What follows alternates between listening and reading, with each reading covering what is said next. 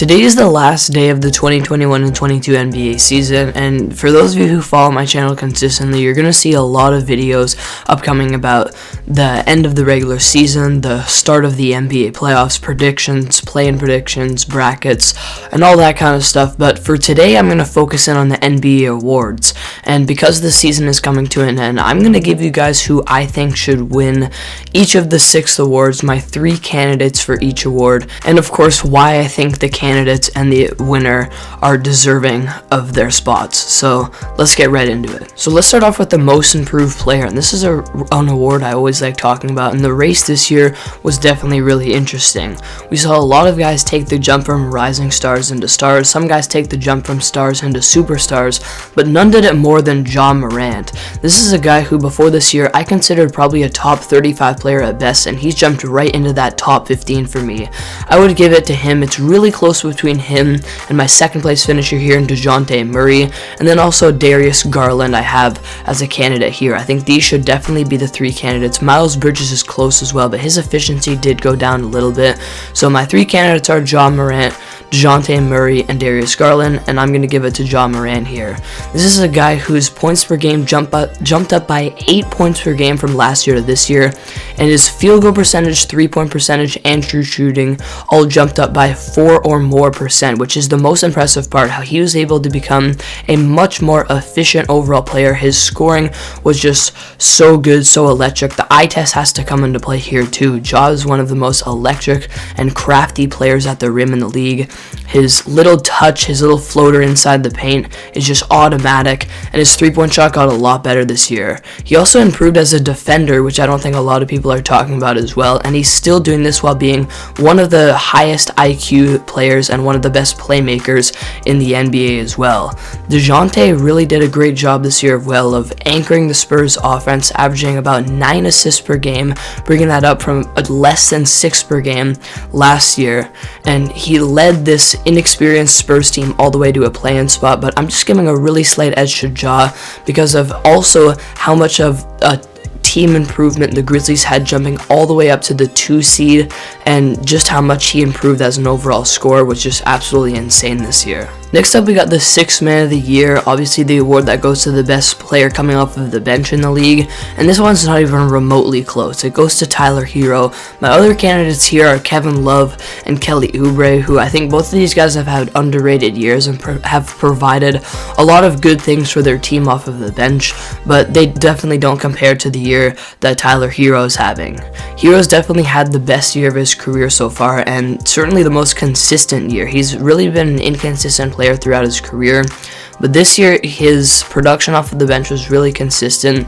He's averaged more than 20 points per game throughout this entire year, which is actually extremely impressive compared to his other years. He's another player who's improved a lot, and really just throughout the year he's been such a reliable scoring option for the Miami Heat. He can do a good job of running that second unit, playing on ball, being more of a point guard and a facilitator and a shot creator for himself and others, but he can also play off the ball and be a floor spacer for this team, be a good catch and shooter, play alongside Kyle Lowry, Jimmy Butler, and close out games really strong as well, but he just does it coming off of the bench.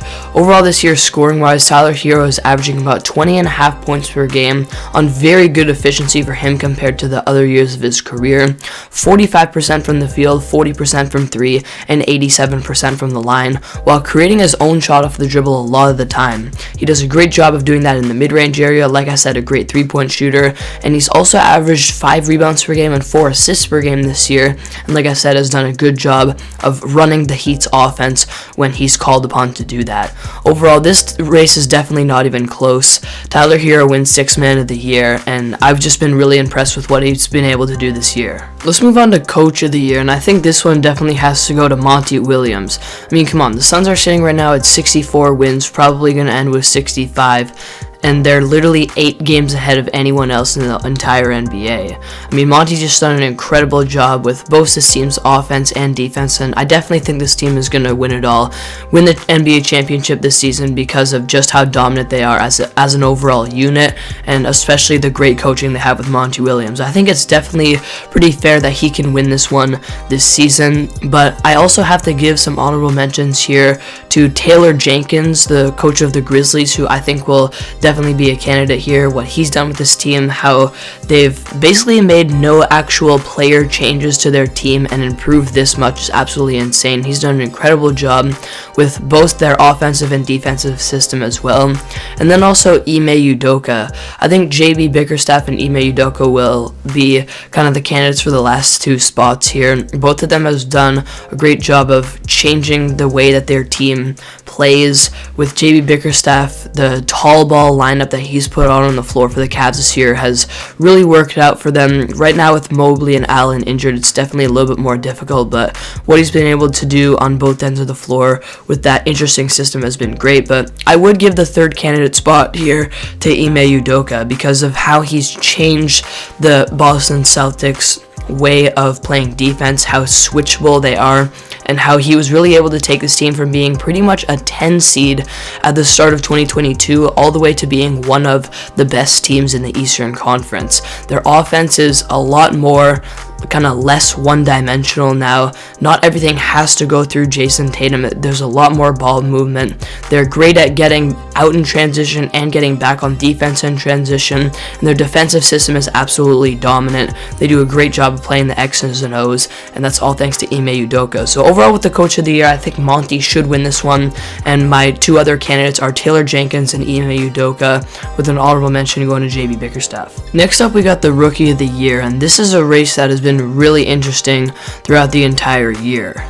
It's between Scottie Barnes, Evan Mobley, and then Cade Cunningham recently has definitely thrown his name into the mix with how dominant he's been playing recently, but really throughout the year, it's been between Scottie and Evan Mobley. And I actually made an entire video explaining why I think that Scottie Barnes is the Rookie of the Year over Evan Mobley. And it's an extremely close race, and I know that most of you guys would take Mobley, and I know also that it does seem biased because I'm a Raptors fan that I'm taking Scottie Barnes, but I do have to give him a slight little edge here. I think what separates him from Mobley is his ability to be a versatile offensive player and basically run the offense, run the kind of second unit when he needs to, be a good playmaker with a really high IQ where Mobley hasn't really got to that spot in his game yet. Scottie's also a slightly better shooter and a slightly worse defender, but still a more versatile defender and probably a better perimeter defender, and I think people don't realize just how good of a defender Scottie is. It's not a huge gap defensively there between the two. It's a really close race, and if you want more of my in-depth analysis, definitely be sure to check out that video.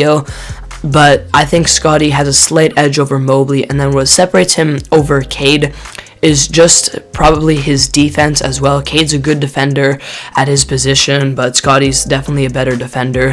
And while Cade is the better playmaker than Scottie, Scottie's been a lot more efficient this season, shooting about almost 50% from the field, whereas Cade has definitely struggled in those areas, especially earlier in the year. And I think, again, Scottie has a slight edge. Really, overall, this is a very close 3-way race, and Mobley and Cade have had incredible seasons for rookies as well. And in any normal year, I think that any of these guys would probably win Rookie of the Year, but the race is just so close this year, and I just do have to give a slight edge to Scottie Barnes. Next up, we got the Defensive Player of the Year, and I'm going to give this one to Bam Adebayo. I think what he's done for the Heat's defense this year, anchoring that defense, still showing how of a versatile, dominant defender he is, being 6'9", but still being able to defend 1 through 5 and go head-to-head against some of the best guards in the NBA, while still being an incredible rim protector and post defender. I think this, combined with how the competition for this award probably isn't as good as it's been in prior years, I would give a slight edge to Bam here. I think he's pretty much played as good defensively as he did last year, and I think for this year, that's probably good enough to win Defensive Player of the Year.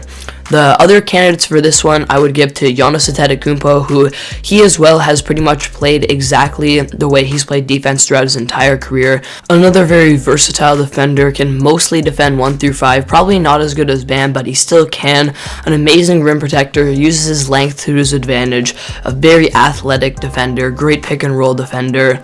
And pretty much Bam does all of these things as well. I would just give a slight little edge to Bam here for this year only. I would give him a slight edge as a defender over Giannis. And then also my other candidate spot here would go to Mikal Bridges, who this year he's taken his dominant defense to a whole other level. He's getting in passing lanes, getting a lot of steals. Another really versatile defender here. I still think he can get a little bit stronger to the point where he can be a really dominant interior defender, but his perimeter defense is one of, if not the best in the NBA right now, and the way that he's led the Suns to having one of, if not the best defenses in the NBA as well, I think he definitely deserves a spot in this award race as well. But I would give it to Bam this season with everything that I mentioned and just how he's led the defense of the Heat to once again being a top 4 defense in the NBA, how he's anchored this defense, how versatile of a dominant defender he is. I would give him the edge for this award. And of course, lastly, we have the MVP race, which has been probably one of the most interesting MVP races and conversations that we've had in a really long time. Throughout this year, we've seen guys like Ja Morant, DeMar DeRozan be in the conversation. Recently, we've seen Luka Doncic enter his name into the conversation. Also recently, we've seen Devin Booker's dominance allow him to enter the conversation. Jason Tatum completely turning around his season has got him into the conversation. But ultimately, this award is going to come down to going to either Nikola Jokic, Joel Embiid, or Giannis Antetokounmpo. These are my 3 candidates here. I'm pretty sure they're everyone's 3 candidates here, if we're being completely honest. And in terms of who wins this one, it's extremely difficult to decide. It could go either way. This could be 33% for each player with votes. I mean, it's just such a close race, and maybe I think most of us would probably say it comes down to Jokic and Embiid, what they've been able to lead their team to, the dominant scoring that both of them have had. Embiid averaging over 30 points per game this season and staying healthy pretty much throughout the vast majority of the season. But I'm just going to give a really slight edge here to Nikola Jokic. Again, this is a thing that this is a topic I've talked about on the channel. I've made a video recently about the Jokic versus Embiid discussion, who I think is the MVP. And ultimately, it comes down to just the playmaking aspect here and the impact that Jokic has on his team, the incredible passes that he's able to make, the IQ that he has on the floor as a center, what he's able to do, and how versatile he is with his jump shot, his ball handling ability, his ability to make these amazing passes at the right place at the right time. And the fact that he's been able to lead the Nuggets to being a top 5 seed in the Western Conference without having Jamal Murray and Michael Porter Jr. for the entire season, that just speaks to how impactful of a player he really is, and just that impact and playmaking aspect gives him a really, really slight edge for me over Joel Embiid. An extremely difficult decision here, and this is the first time in a while where it's actually come down to the very last day of the regular season to actually decide who gets this award.